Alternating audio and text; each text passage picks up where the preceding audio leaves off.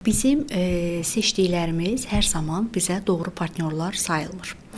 Bəlli bir şeylər var ki, beyin hər zaman özünə tanış olan modeli seçir. Belə deyək, bu bir beyin oyunudur. Bu şəraitdə böyüyən insanlar daim enişli yoxuşlu münasibətləri seçir ki, belə deyim də, əgər o məndən kontaktını kəsibsə, demək ki, mən kifayət qədər yaxşı deyiləm, demək ki, mən ona yetinmədim, demək ki, qarşı tərəfi mən özümü doğrulda bilmirəm, demək ki və s. və ilə axır kimi suallar yaranır.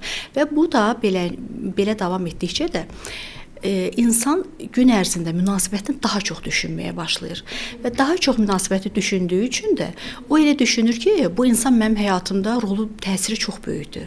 Amma əslində isə bu qarşı tərəfin dəyəri ilə asılı deyil. Bu da gizli bir manipulyasiyanın göstəricisidir ki, insan isti, soyuq, yaxın, uzaq münasibət göstərdikcə insanın elə bir beynində davamlı işləməyə məcbur eləyir.